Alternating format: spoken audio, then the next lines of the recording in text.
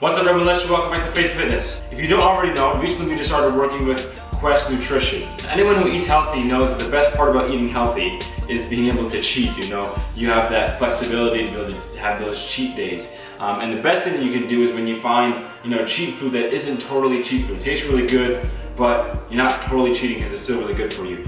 So I was snooping on, Quest recipes. And on the website, you can go to questnutrition.com/kitchen, and you can find a bunch of recipes. And I stumbled upon one that I want to bring to you guys today. It's a little bit different. I'm kind of tailored it to the way I like it, and you guys do the same thing. But it's going to be hot chocolate protein shakes. So literally like hot cocoa or hot chocolate, but it has like 30 grams of protein in it, and close to around 200 calories. So it's like literally like a meal replacement for hot chocolate. Literally perfect. So here's what you need. If you have a blender, you're definitely going to want to use a blender to make it a lot easier to make the hot chocolate. So you need a small pan that you can use, obviously a mug. This is Quest protein powder, chocolate flavored. You can get on their website.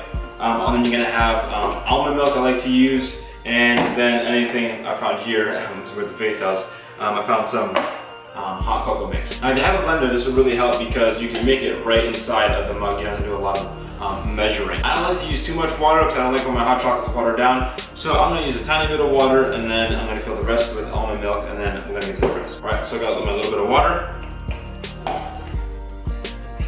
Next I'm going to throw in my almond milk. Next, you're going to throw in your protein powder. Now it says you can use 2 scoops. 1 scoop has 23 grams of protein, and I'm making mine too big. So for me personally, I'm going to throw in a scoop, a little bit more, well, less than half. Good stuff.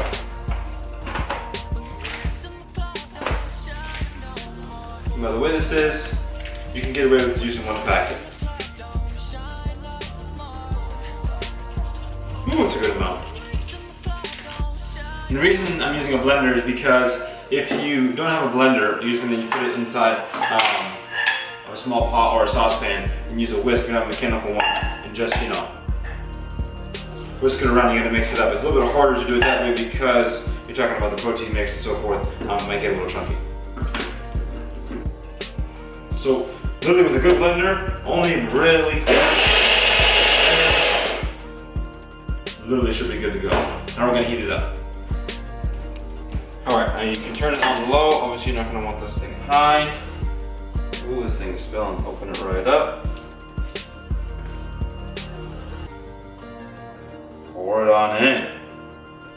Now with this, you're going to wait about 10 minutes until it's warm. It's hot chocolate, so you can have it hotter or not. It's up to you. And you want to keep a whisk nearby because you don't want any of this stuff to chunk up as you're heating it up. And the same thing, if you don't have a blender, you're just going to throw exactly what you want on the same measurements into here, and then just mix it in, and it'll be the same thing.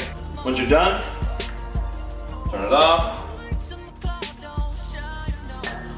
Be very careful.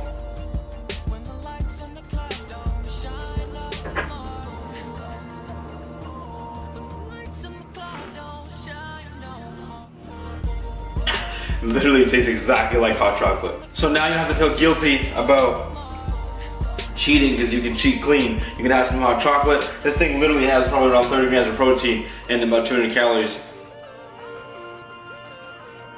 Thank you, Quest. Thank you. So thanks for watching the video, guys. Big thanks to Quest for this recipe and the idea. You can subscribe to their channels in the link below, and I'll talk to you guys soon. Oos.